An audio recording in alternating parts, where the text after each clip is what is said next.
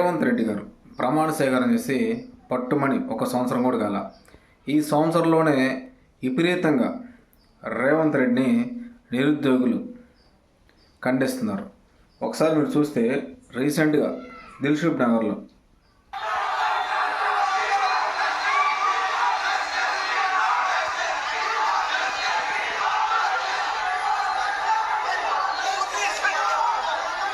చూశారు కదా, దిల్సుఖ్ నగర్లో, హైదరాబాద్ సిటీ దిల్సుఖ్ నగర్లో సీఎం రేవంత్ రెడ్డి గారిని ఖండిస్తూ వాళ్ళందరూ ధర్నా చేయడం జరిగింది. వీళ్ళు ఎవరో కాదు, GO46 నిరుద్యోగులు వీళ్ళు. గతంలో చూస్తే డిఎస్సి స్టూడెంట్లు ఇదే విధంగా రోడ్డు మీదకి వచ్చి ధర్నా చేయడం జరిగింది. ఇప్పుడు GO46 స్టూడెంట్లు నిజంగా చెప్పుకోవాలంటే చాలా బాధాకర విషయం. ఈ GO46 నిరుద్యోగులు డిఎస్సి వాళ్ళకంటే ముందు నుంచి వీళ్ళు పోరాటం చేస్తున్నారు. కనీసం ఇప్పటికి కూడా సీఎం గారు స్పందించాల. ఎంత బాధాకరమైన విషయం అంటే, రోడ్డు మీద ఎక్కడో చిన్న ఫుట్పాత్ మీద ఫుడ్ అమ్ముకొని బతుకుతున్న కుమారాంటి విషయంలో స్పందించి, అవసరమైతే అదే కుమారాంటి షాప్కి వచ్చి నేను ఫుడ్ టేస్ట్ చేస్తాను రేవంత్ రెడ్డి. ఈ GO46 వాళ్ళ గురించి ఎందుకు పట్టించుకోరు? ఎక్కడో ఫుట్పాత్ మీద ఫుడ్ అమ్ముకొని ఆమె జీవనం సాగిస్తున్న వ్యక్తి దగ్గరికి వెళ్ళి అక్కడ ఫుడ్ తిని టేస్ట్ చేస్తా అన్న రేవంత్ రెడ్డి, నీకు ఈరోజు GO46 నిరుద్యోగులు కనిపించలేదా? నీకు ఓట్లేసి గెలిపించిన నిరుద్యోగులు ఈరోజు శత్రువులుగా మారిపోయారా? ఇదే విధంగా రీసెంట్గా డిఎస్సి వాళ్ళు GO46 ఇంతమంది నిరుద్యోగులు మిమ్మల్ని ఖండిస్తుంటే కనీసం మీరు స్పందించట్లా. ఆ రోజు అది కేసీఆర్ని 10 సంవత్సరాలు పాలించిన కేసీఆర్ని చిత్తుగా ఓడించారు. ఎందుకు? 10 సంవత్సరాలు నీ పరిపాలన చూసాం, నువ్వు మా రాష్ట్రానికి సెట్ కావు, నీ పరిపాలన వన్ ఆఫ్ ద వరస్ట్గా ఉంది, దిగిపో బాబు అని చెప్పి కేసీఆర్ గారిని చిత్తుగా ఓడించి నిన్ను అదే సీట్లో కూర్చోబెట్టారు. నిన్ను కూర్చోబెట్టినప్పుడు నిన్ను నమ్ముకున్న నిరుద్యోగులకి నువ్వు ఇచ్చే ఇదా తీర్పు? వద్దురా బాబు అని చెప్పి ఏరి కోరి ఎన్నుకొని నిన్ను సీఎం కుర్చీలో కూర్చోబెడితే డిఎస్సి స్టూడెంట్లని బూటు కాలుతో దండు.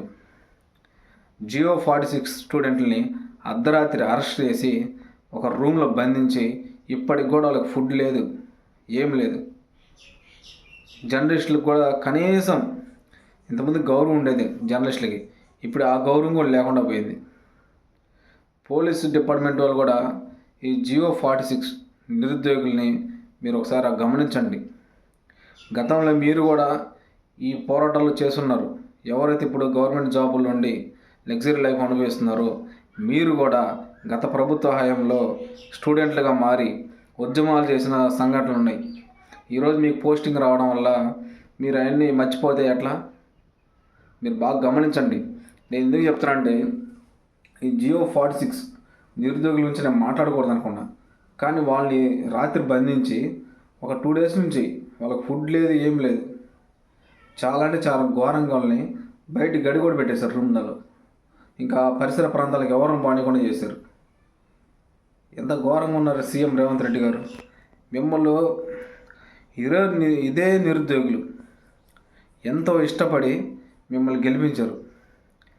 కేసీఆర్ ఎంతోమందిని భయపెట్టినా కూడా, దాడులు చేయించినా, బెదిరింపు కాల్స్ చేసినా కూడా వాటి తట్టుకొని నిలబడి మిమ్మల్ని ఈరోజు సీఎం కుర్చీలో కూర్చోబెట్టారు. మీరు లాస్ట్కి వాళ్ళకి ఇచ్చింది మంచి తీపి కబుర్ అంటే ఏదో న్యాయం చేస్తానని చెప్పి నేను సీఎం కుర్చీలో కూర్చోబెడితే చివరికి వాళ్ళ చేతిలో చెప్పుకోడి పెట్టు.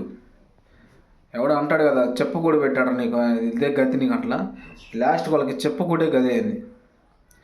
నిజంగా చెప్పాలంటే చాలా బాధ అనిపిస్తుంది.